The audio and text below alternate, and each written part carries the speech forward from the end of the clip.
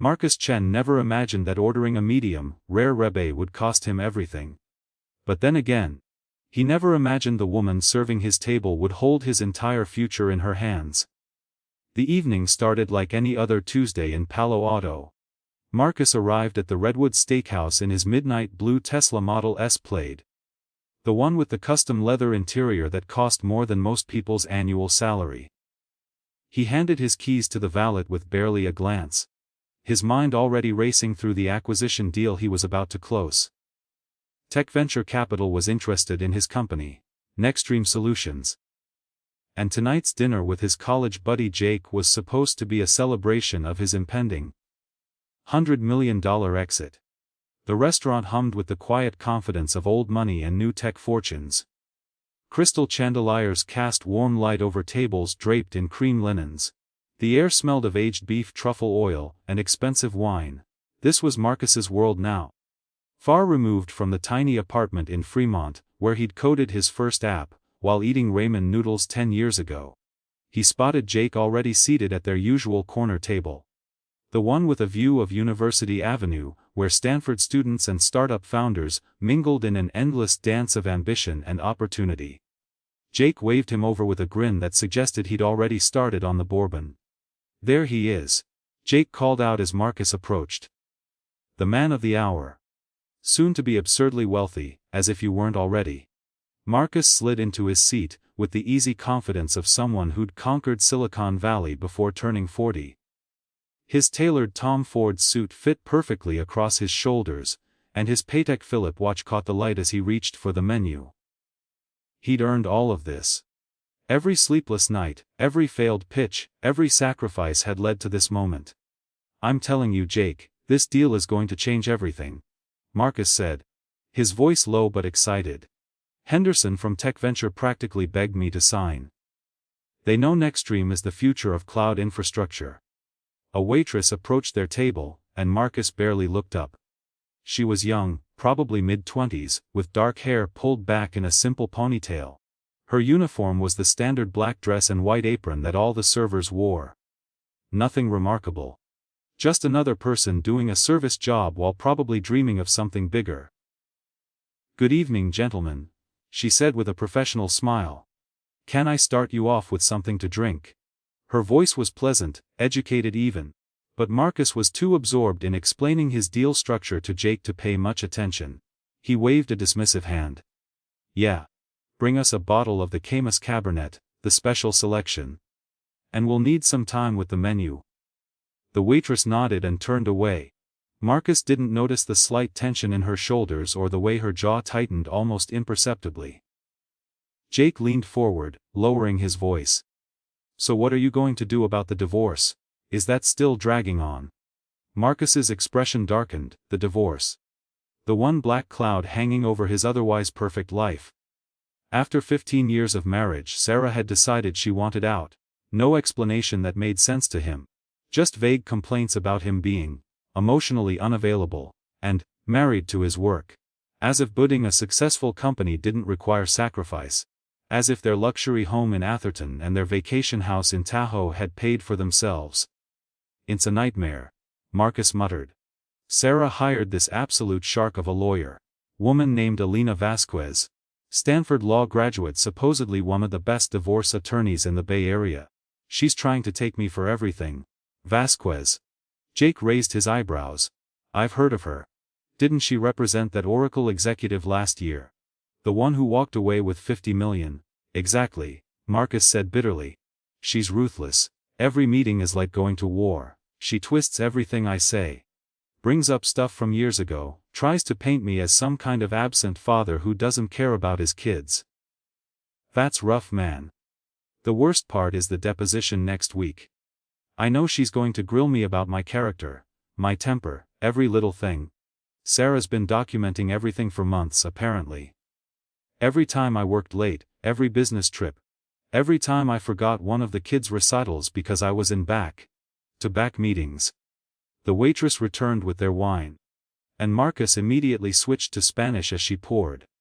He'd learned the language during his 2 years working in Mexico City early in his career, and he liked to practice it whenever he could. Besides, it was useful for having private conversations in public. Dios mu. Mira a esta misera, he said to Jake with a smirk, watching the woman concentrate on pouring the wine.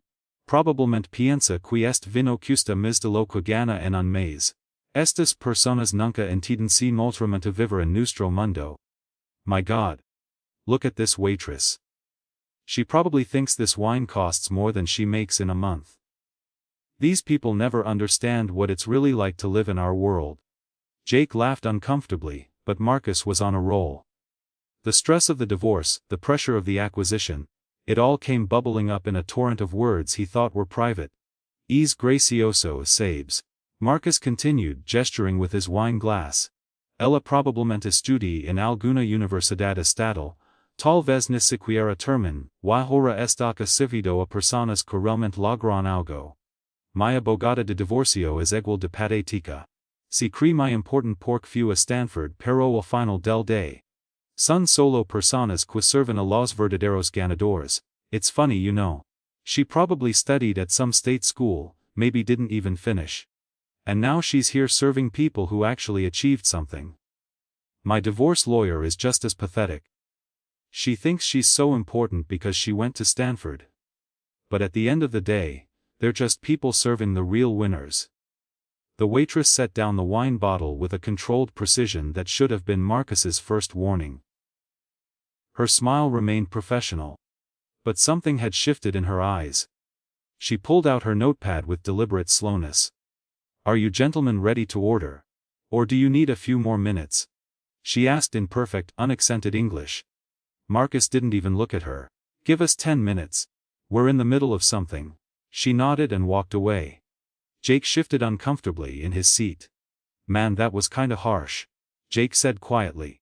What if she understood you? Marcus scoffed. Please, what are the odds? Besides, I'm just being honest, you know how it is. We worked our asses off to get where we are. I started with nothing, absolutely nothing. My parents were immigrants who ran a laundry service in Oakland. I put myself through Berkeley, worked 3 jobs, slept maybe 4 hours a night for years. I know, Jake said, reaching for his wine. I'm just saying, maybe we should be a little more careful. These days everyone's recording everything. Trying to cancel people for the smallest thing. That's the problem with this world now. Marcus said, his voice rising slightly. Everyone's so sensitive. Nobody can handle the truth anymore. I'm successful because I'm willing to say and do things other people won't. That's what separates us from them. He gestured vaguely toward the rest of the restaurant, encompassing all the people he considered beneath him. The young couple on a date. Probably splitting an appetizer because they couldn't afford more. The older gentleman dining alone, reading the Wall Street Journal. The family celebrating a birthday with a modest cake. All of them were extras in Marcus Chen's story of triumph. The waitress returned exactly 10 minutes later. As if she'd been watching the clock. Her expression was neutral, professional, giving nothing away. What can I get for you this evening? She asked. Marcus barely glanced at the menu. I'll have the ribeye, medium rare, with the truffle butter. Loaded baked potato on the side. And bring us some of those bacon-wrapped scallops as an appetizer. Excellent choice, sir. And for you, she turned to Jake. I'll do the New York strip, medium. With the Brussels sprouts. She wrote it down carefully, then looked up. Will there be anything else? Marcus waved her away. That's it for now. But the waitress didn't move. She stood there for a moment, and when she spoke again, her voice had changed. It was still professional, still controlled, but there was steel beneath the surface. Disculpe, señor Chen. She said in flawless Spanish, with an accent that spoke of education and refinement. Pero me gustaría aclarar algo. No estudié en una universidad estatal. Fui a Stanford. Don me gradué summa cum laude antes de obtener mi doctorado en jurisprudencia. También de Stanford. No estoy acá sirviendo mesas porque esta sí mi carrera. Estoy aquí porque mi hermana menor es dueña de este restaurant y tenía personal enfermo esta noche. Es que vine a ayudar. Excuse me, Mr. Chen. But I'd like to clarify something. I didn't study at a state school. I went to Stanford, where I graduated summa cum laude before getting my Juris Doctorate, also from Stanford. And I'm not here serving tables because this is my career. I'm here because my younger sister owns this restaurant, and she had staff call in sick tonight, so I came to help." The blood drained from Marcus's face. The wine glass he'd been holding suddenly felt too heavy. Across from him, Jake's eyes went wide. The waitress continued. And now Marcus recognized something in her face, something that had been nagging at him, but he'd been too arrogant to notice. The shape of her eyes, the line of her jaw, the way she held herself with quiet confidence. "Vaya qui estamos aclarando cosas," she said, her voice deadly calm. "Soy Elena Vasquez, su abogada de divorcio. O debería de ser la abogada de su esposa. La mujer pediátrica, quisustument lo serva los verdaderos ganadores como usted. And since we're clarifying things, I'm Elena Vasquez, your divorce lawyer. Or I should say, your wife's lawyer. The pathetic woman who supposedly just serves real winners like you." The restaurant seemed to go silent. Though Marcus knew that was just his perception. The blood was rushing in his ears so loudly he could barely hear anything else. He opened his mouth, then closed it. Then opened it again like a fish gasping for air. He started, but no words came. Elena's professional mask slipped just slightly, and for the first time, Marcus saw the fury beneath, not the hot, explosive kind of anger, but the cold, calculated rage of someone who'd been underestimated and insulted one too many times.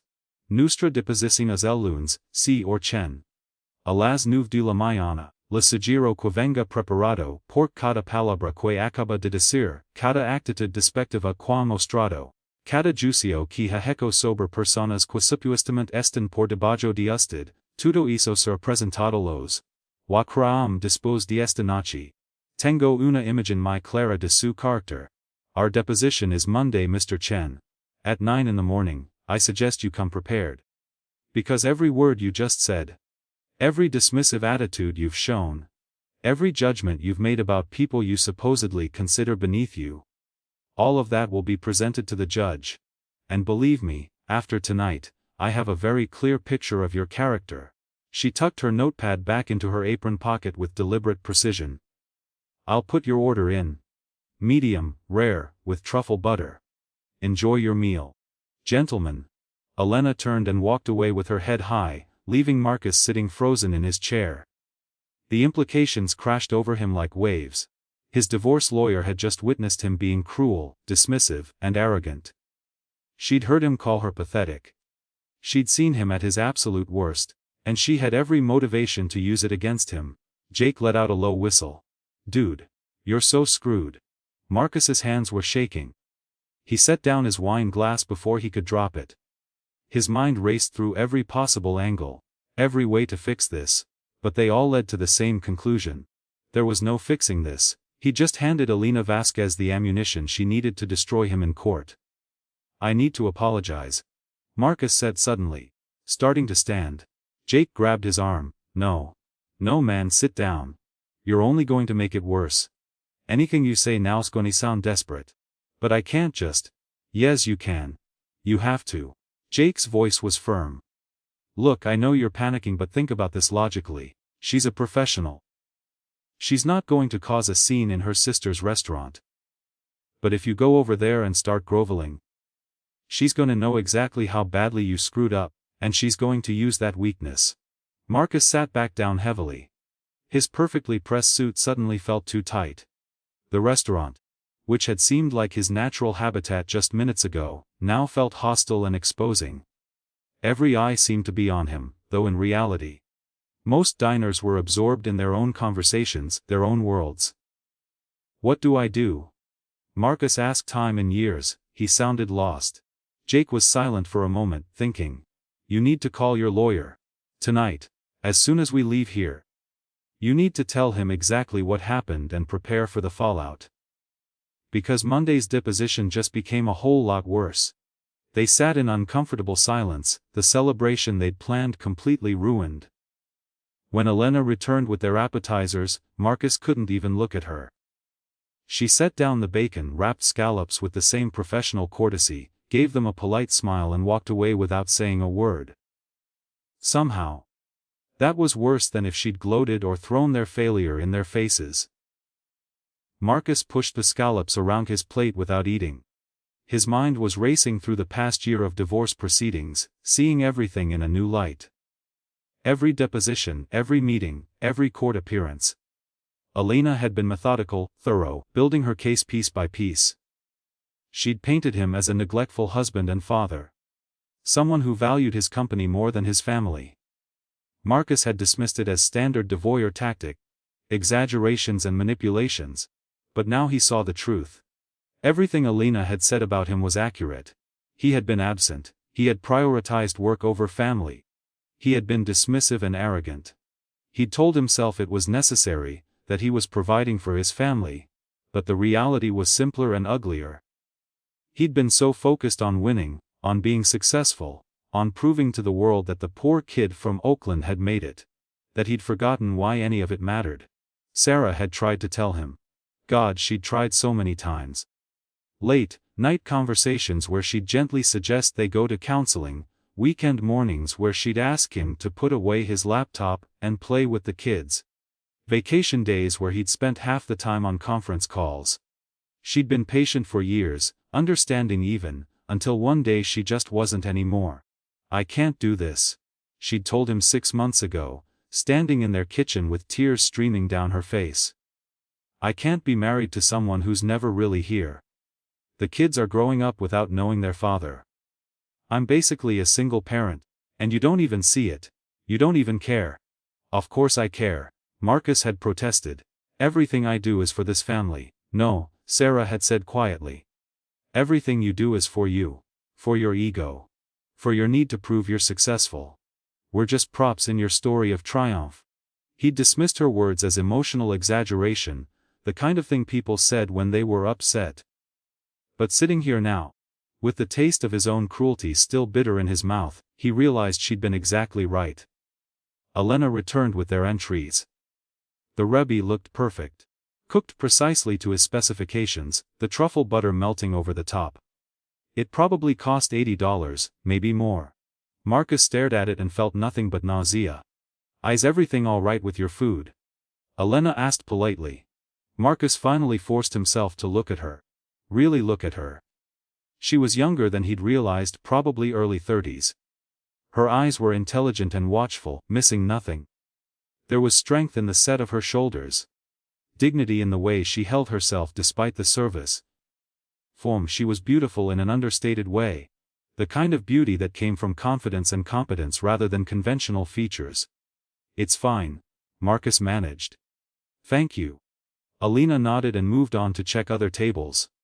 Marcus watched her interact with the other diners, saw how she switched effortlessly between professional courtesy and genuine warmth. An elderly couple received an extra smile and a gentle joke about the dessert menu. A young family with fidgeting kids got patience and understanding when they changed their order twice. She treated everyone with respect. From the busboy clearing tables to the well-dressed executive dining alone. This was what real class looked like, Marcus realized. Not the expensive suit or the luxury car or the fancy watch. Real class was treating people with dignity regardless of their position or status. It was something his parents had tried to teach him. Something he'd lost somewhere along the way to success. Jake eventually gave up trying to make conversation and focused on his steak. The meal stretched on in awkward silence, every minute feeling like an hour. Other diners chatted and laughed around them, celebrating deals and anniversaries and ordinary Tuesday nights, completely unaware that Marcus Chen's carefully constructed life was collapsing. When Alina brought the check, she set it down between them with the same professional courtesy she'd shown all evening. Marcus noticed she'd written something on the receipt in neat handwriting.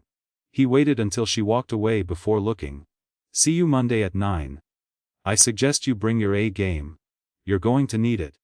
The words were written in Spanish, a final twist of the knife.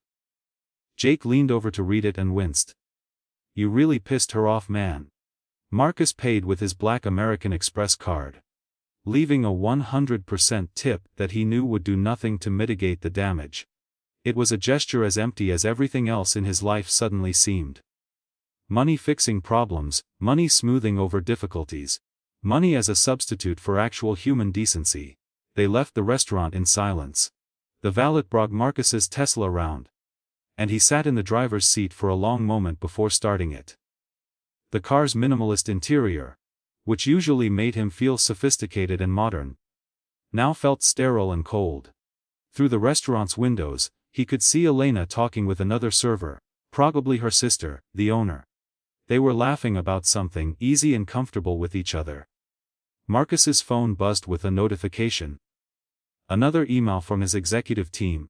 Another crisis that needed his immediate attention. He ignored it and called his lawyer instead. "It's Marcus, we need to talk. Something happened tonight. And it's bad." He drove home while explaining the situation to his increasingly worried attorney. Patrick Donovan was a good lawyer, expensive and experienced. But even he couldn't hide his concern. "Marcus, I'm going to be straight with you," Patrick said after hearing the whole story. "This is really bad. Elena Vasquez now has first-hand evidence of you displaying exactly the kind of character flaws she's been alleging in court. Arrogance, lack of empathy, willingness to demean service workers.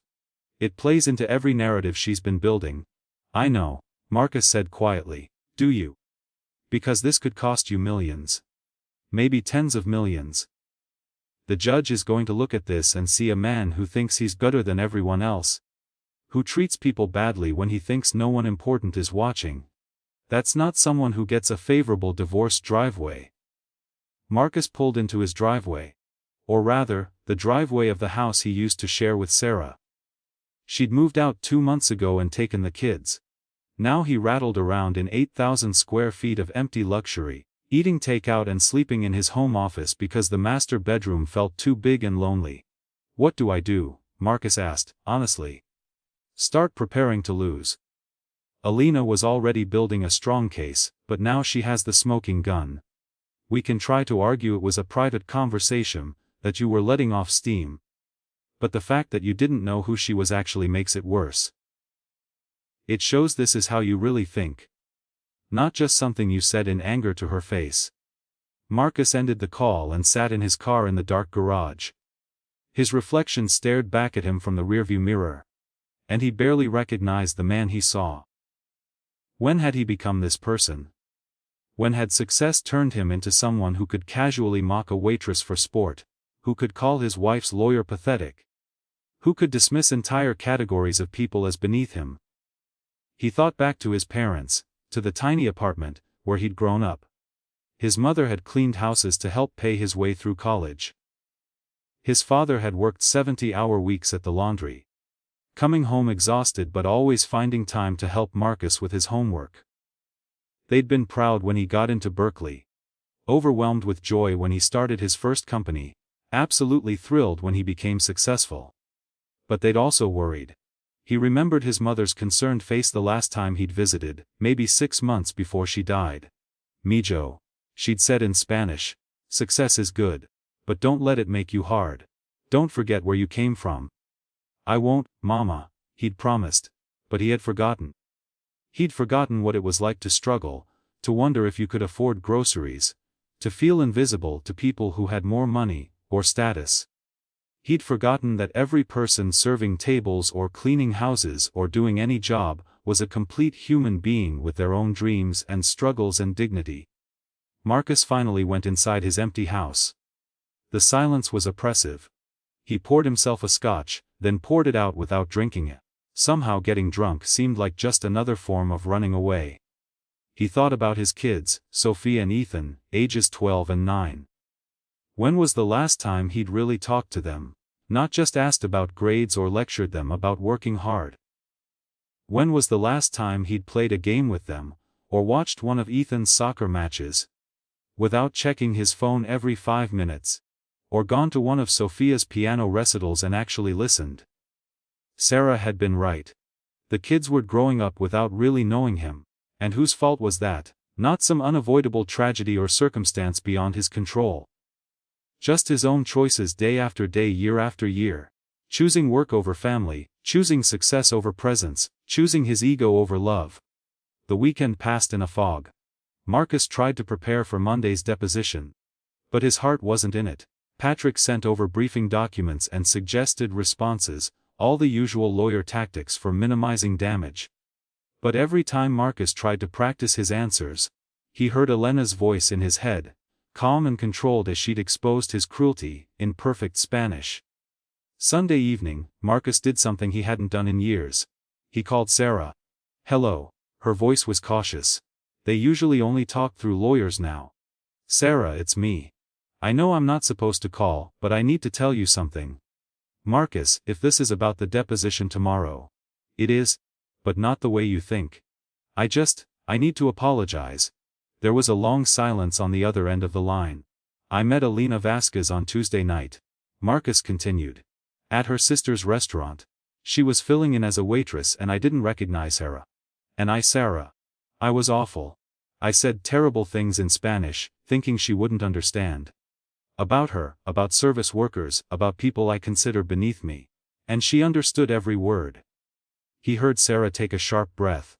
"I'm calling because I owe you an apology too. Not just for Tuesday but for everything. You were right about me. You were right about all of it. I became someone I don't even recognize. Someone my parents would be ashamed of." "Marcus." Sarah's voice was soft, uncertain. "I'm not calling to try to change your mind about the divorce," he said quickly. "I'm not trying to manipulate you or work some angle. I just need you to know that I finally see it. Everything you tried to tell me for years, I finally understand. And I'm sorry, I'm so deeply sorry." Sarah was quiet for a long moment. "What happens tomorrow? At the deposition?" "I'm gonna tell the truth. All of it. What I said, what I did, what kind of person I've become. Patrick thinks I'm insane. That I'm throwing away my negotiating position. But I'm done lying, even by omission. I'm done trying to win at the cost of my integrity. That's going to cost you a lot of money. I know. But I already lost the things that actually matter. Maybe it's time I paid what I actually owe." They talked for a few more minutes, awkward and halting, like strangers trying to remember how to communicate. But it was something. A tiny crack in the wall Marcus had built around himself. When he hung up, he felt lighter, even knowing what Monday would bring. Monday morning arrived cold and foggy, typical May weather in Palo Alto. Marcus dressed carefully in a dark suit, nothing too flashy. Nothing that screamed wealth and arrogance. He met Patrick at the law offices of Vasquez and Associates at 8:30. "Last chance to reconsider," Patrick said as they walked in.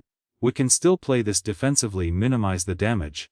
"No," Marcus said firmly. "I'm doing this the right way." Elena was already in the conference room when they arrived. Perfectly professional in a charcoal gray suit. If she felt any satisfaction at seeing Marcus arrive looking nervous and humbled, she didn't show it. Her assistant set up the recording equipment while everyone took their seats. "Good morning," Elena said formally. "Thank you for being punctual. Shall we begin?" What followed was 3 hours of the most uncomfortable conversation of Marcus's life. Elena asked him about Tuesday night. About what he'd said and why he'd said it.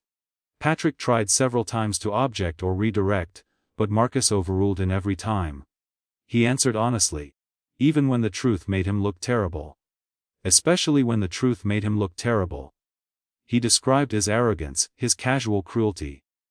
His assumption that people serving him were somehow less worthy of respect.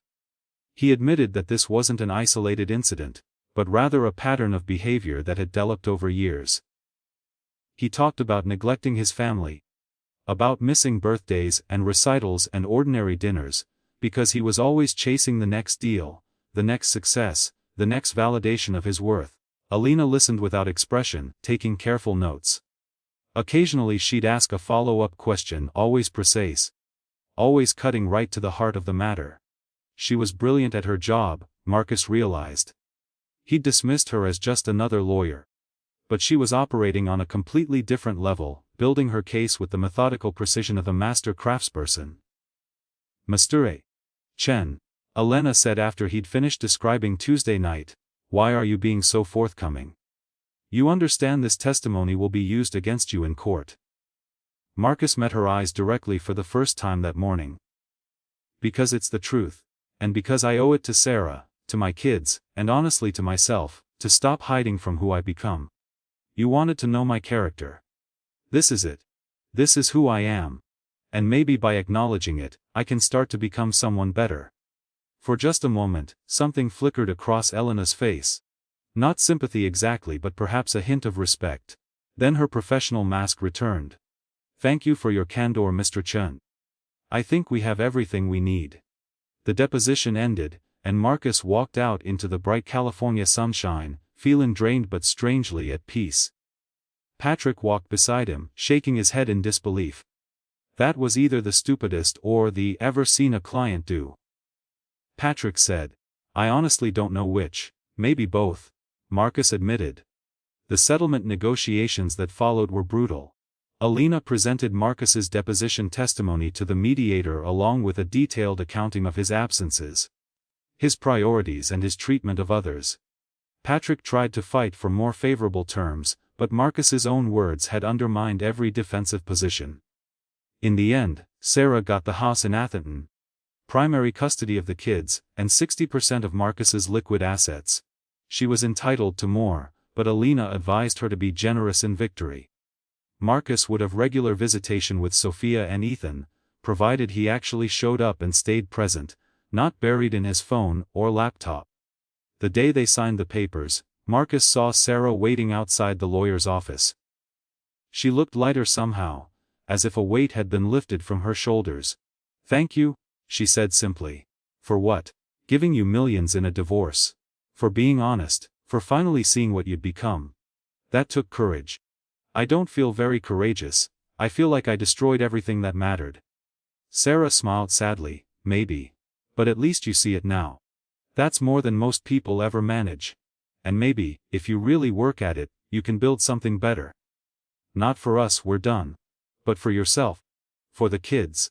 Marcus nodded, not trusting his voice. They parted ways civilly, almost friendly, which felt surreal after months of bitter conflict. The acquisition deal with Tech Venture Capital fell through. Word had gotten around about Marcus's behavior at the Redwood Steakhouse. As things always did in the tight-knit Silicon Valley community. Henderson from Tech Venture called personally to tell Marcus they were withdrawing their offer. "Nothing personal," Henderson said, though his tone suggested it was absolutely personal. "But we can't be associated with someone who treats people that way. Bad optics for the firm." Marcus wanted to argue to explain that he'd changed, that he understood his mistakes, but Henderson was right. Actions had consequences. And Marcus was finally learning what that meant. Nextstream Solutions continued operating, but without the nascent infusion of capital Marcus had been counting on. He had to lay off 30% of his staff, keeping only the core team. The corner office with the view of the bay suddenly felt less like a throne room and more like a prison. But strange things started happening.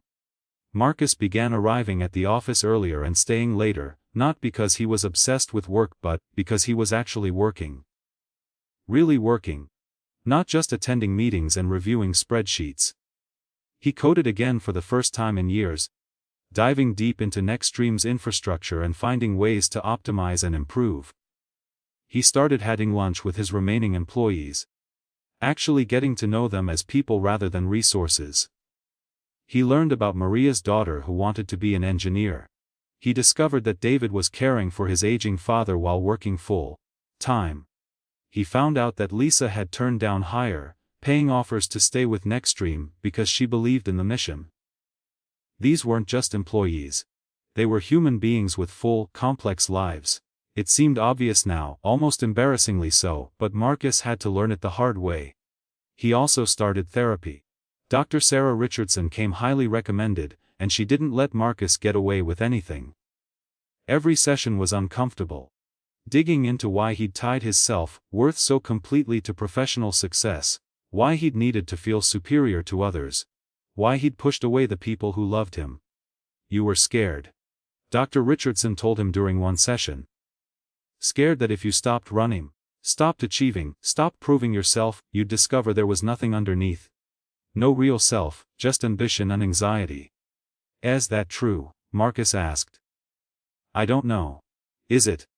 Who are you when you're not being successful? When you're just Marcus Chen the CEO, not Marcus Chen the millionaire. Not Marcus Chen the Stanford graduate. Just you." Marcus discovered he didn't know how to answer that question.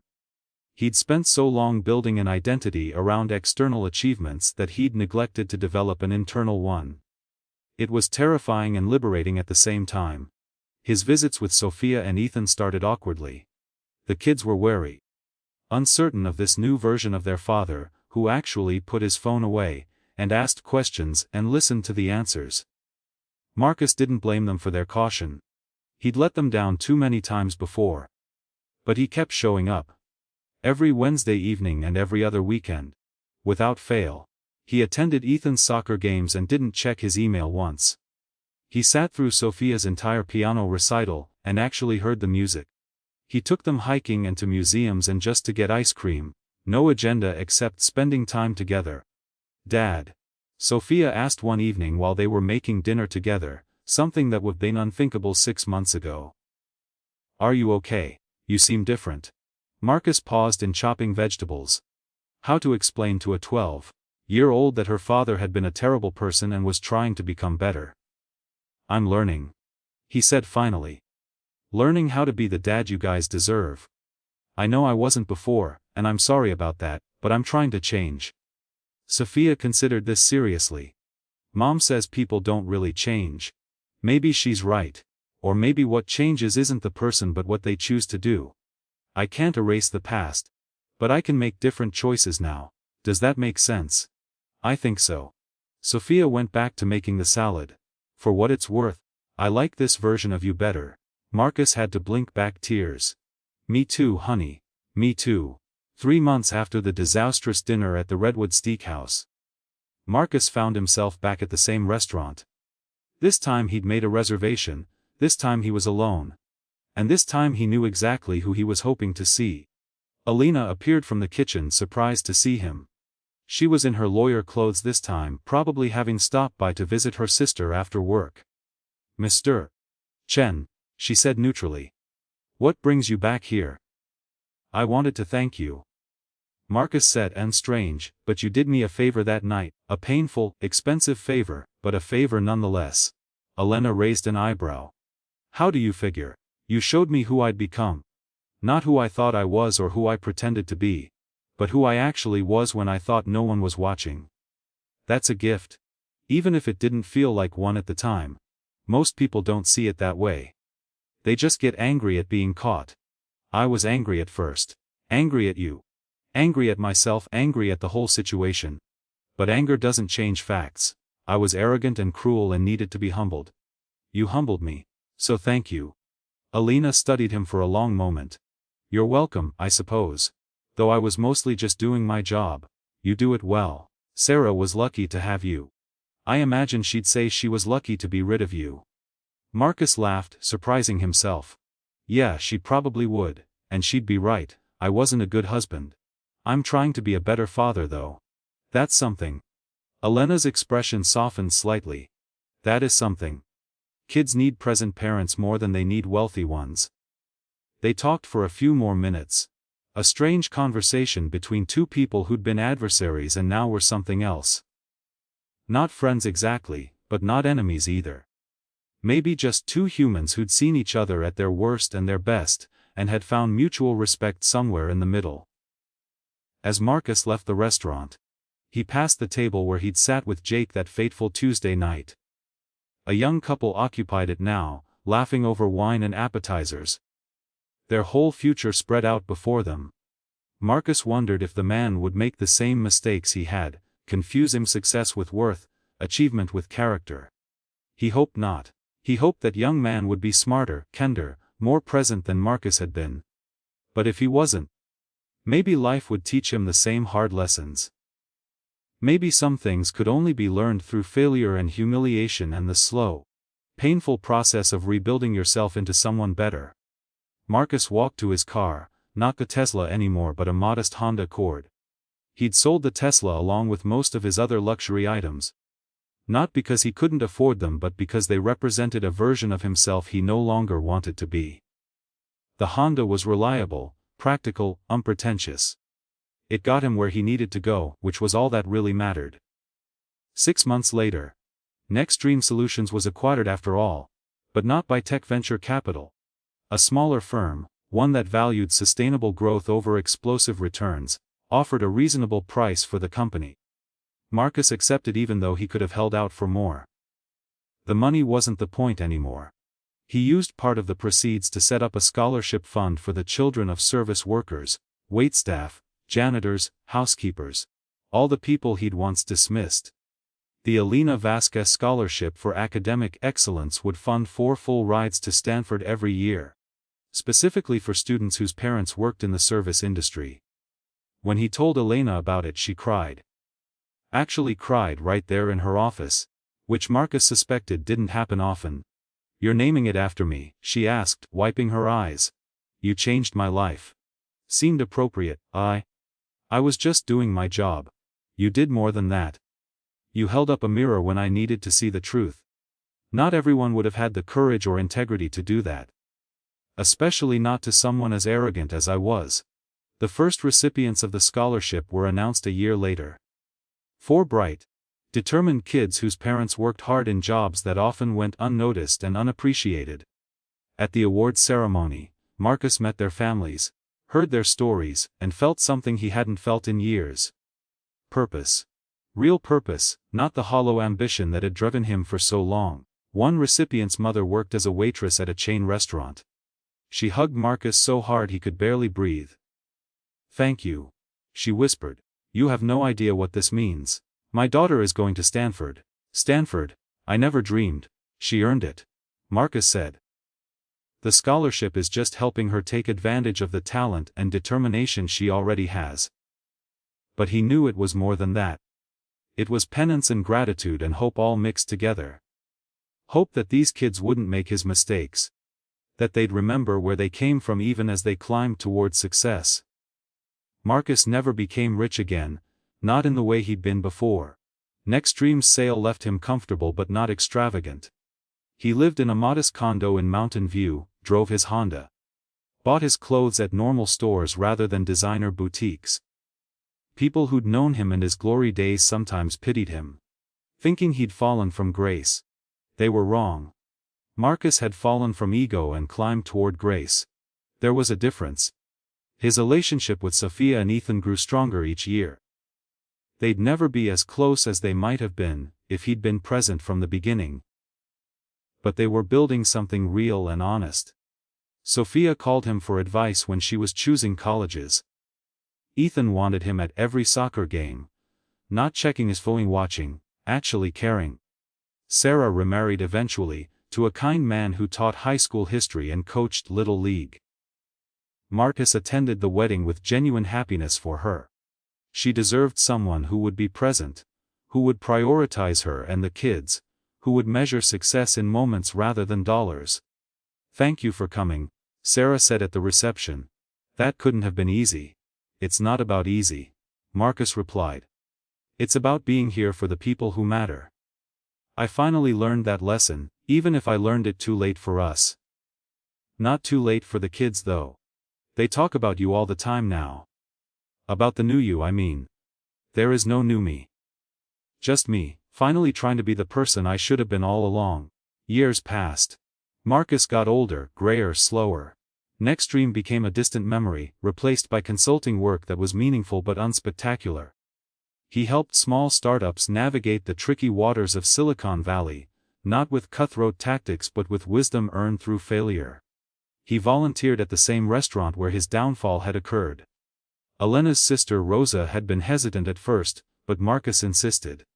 He bussed tables, washed dishes, did whatever was needed. Sometimes people recognized him, the formerly famous CEO now cleaning up after diners. He didn't care. The work was honest. And honest work had a dignity he'd overlooked before.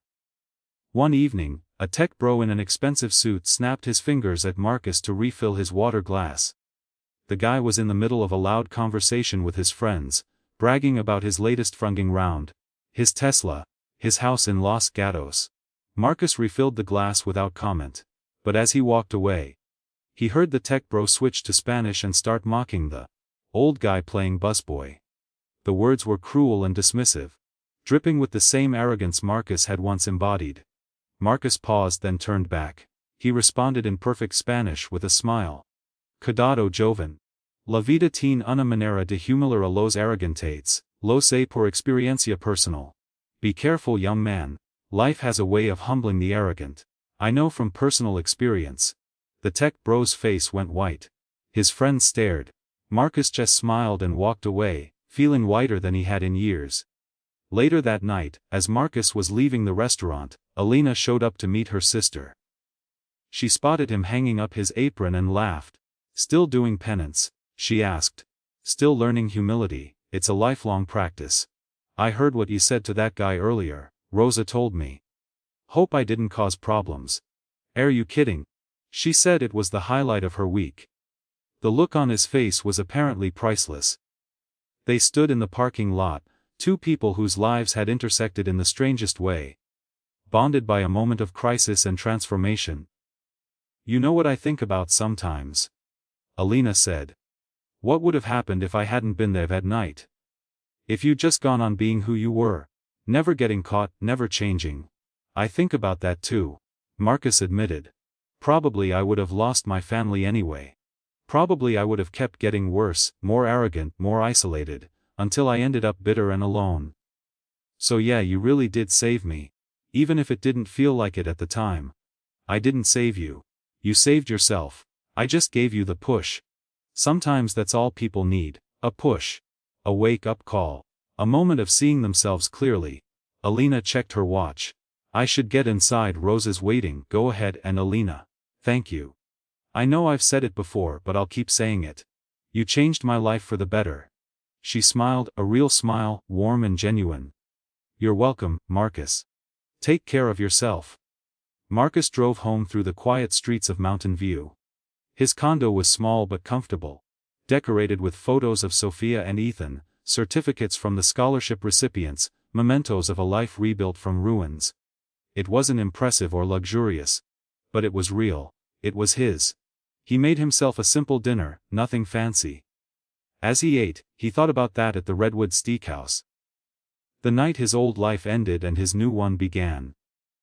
It had been the worst night of his life and of his life. All tangled together. The pain had been necessary. The humiliation had been deserved.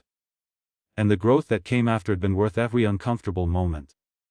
Marcus thought about all the people he'd dismissed over the years, all the waiters and janitors and service workers he'd looked past, without really seeing. He thought about the employees he'd treated as resources rather than humans. He thought about Sarah and the kids, watching him disappear into his work year after year. He thought about the man he'd been and the man he was becoming.